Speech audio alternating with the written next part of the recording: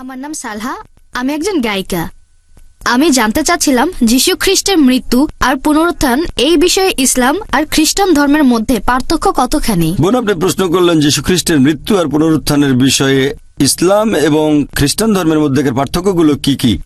এ ব্যাপারে আমার লেকচারে সামান্য কিছু বলেছিলাম যে ইসলাম ধর্মে পবিত্র কোরআন বলছে সূরা নিসা অধ্যায় নম্বর 4 আয়াত নম্বর 158 যে আল্লাহ সুবহানাহু ওয়া তাআলা যীশু খ্রিস্টকে জীবন্ত অবস্থায় পৃথিবী থেকে উপরে তুলে নিয়েছেন। তাই আমরা বিশ্বাস করি যে যীশু খ্রিস্ট মারা যাননি, আল্লাহ তাকে উপরে তুলে নিয়েছেন। একই কথা আপনারা বাইবেলেও দেখতে পাবেন। আমি একবার একটা বিতর্কে অংশ নিয়েছিলাম, যীশু খ্রিস্ট সত্যি কি ক্রুশবিদ্ধ হয়েছিলেন। আমরা বিশ্বাস করি যে যীশু খ্রিস্টকে আসলে তখন ক্রুশবিদ্ধ করা হয়নি। এটা আমি বাইবেল দিয়েও প্রমাণ করতে পারি, তবে সেজন্য সময় লাগবে। আমরা সেটা বিশ্বাস করি। আর বাইবেলে কথা বলেনি যে যীশু খ্রিস্ট বা ঈসা আলাইহিস সালাম ক্রুশবিদ্ধ হয়ে মারা গেছেন। তবে সাধারণ খ্রিস্টানরা একটু অন্যভাবে ব্যাখ্যা করে। তারাই কথা বলে যে যীশু খ্রিস্ট ক্রুশবিদ্ধ হয়েছিলেন। এজন্য আমার ভিডিও দেখতে পারেন যীশু কি সত্যি ক্রুশবিদ্ধ হয়েছিলেন। দ্বিতীয়বার যীশু খ্রিস্টের আসার ব্যাপারে বলতে গেলে আমরা মুসলিমরা বিশ্বাস করি যে যীশু খ্রিস্ট বা ঈসা আলাইহিস সালাম আবারও এই পৃথিবীতে আসবেন। এমনকি খ্রিস্টানরাও এটা বিশ্বাস করে তিনি আবার আসবেন। আর যে কারণে যীশু খ্রিস্ট বা ঈসা আলাইহিস সালামকে পৃথিবী থেকে তুলে নেওয়া হয়েছে সেটা হচ্ছে তিনি আল্লাহর একমাত্র প্রেরিত রাসূল, আল্লাহ সুবহানাহু ওয়া তাআলার নবী, যার অনুসারীরা ভুল করে এরকম ভাবে যে তিনি নিজেকে ঈশ্বর বলে দাবি করেছেন। তিনি একমাত্র রাসূল, তার অনুসারীরা সামগ্রিকভাবে ভুল করে এরকম ভাবে যে যীশু খ্রিস্ট নিজেকে ঈশ্বর বলে দাবি করেছেন। এই কারণে আল্লাহ তাকে জীবন্ত উপরে তুলে নিয়েছেন।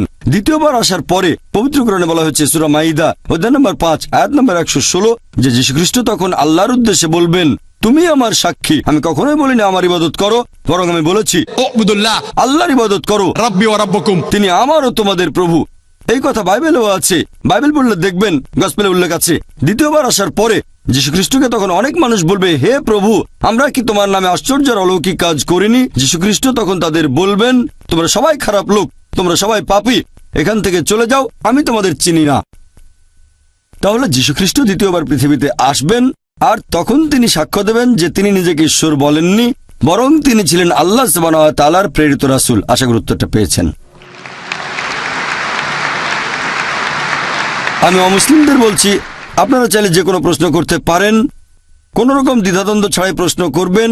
যদি সমালোচনাও করেন আমি সেটা নিতে পারবো, আমার বয়স কম, সহ্য করতে পারবো। যদি আপনার প্রশ্নটা ইসলামের বিরুদ্ধেও হয় অথবা কোনো রকম সন্দেহ, এটা আপনাদের সুযোগ, দ্বিধা করবেন না, এটা আপনাদের জন্য একটা বড় সুযোগ। আপনারা যে কোনো প্রশ্ন করতে পারেন। অমুসলিমদের ক্ষেত্রে প্রশ্নটা বিষয়ের বাইরে হলেও আমি তার উত্তর দেব।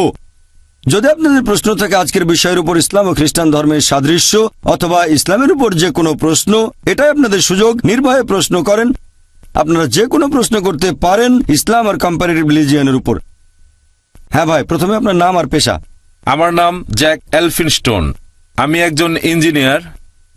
আপনি একটু আগে আপনার লেকচারে বললেন জীবনে অন্তত একবার আপনারা মক্কায় যাবেন, কারণ সেটাই আল্লাহর ইবাদতের সর্বপ্রথম জায়গা।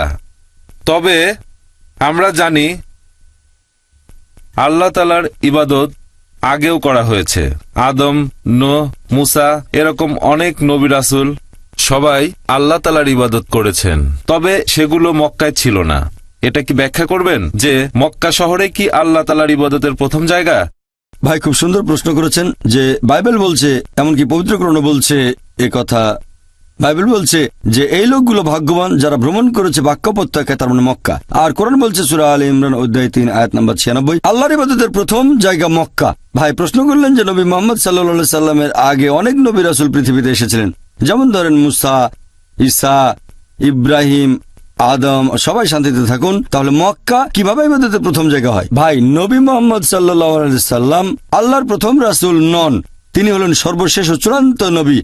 মক্কা শহরটা তার আগেও ছিল। এমন না যে আমাদের নবী জন্মানোর পরে মক্কা শহরকে পবিত্র বলা হয়েছিল, এটা হয়েছে অনেক আগে।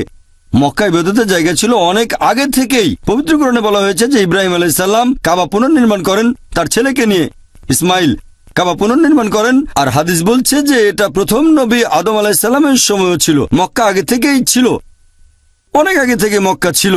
আর সেজন্য বলা হয়েছে আল্লাহর ইবাদতের প্রথম জায়গা হচ্ছে মক্কা। আর পরবর্তীতে তখন কিবলার দিকটা ছিল মসজিদুল আকসা। এরপর কিবলা ঠিক করা হলো মক্কা। তবে আল্লাহর ইবাদতের প্রথম যে জায়গা সেটা হচ্ছে মক্কা, পরে আবার মক্কায় ফিরে এসেছে। আশা করি উত্তরটা পেয়েছেন। وأنا اخترتك فاستمع لما يوحى إنني أنا الله لا إله إلا أنا فاعبدني وأقم الصلاة لذكري إن الساعة آتية أكاد أخفيها لتجزى كل نفس بما تسعى فلا يصدنك عنها من لا يؤمن بها واتبع هواه فتردى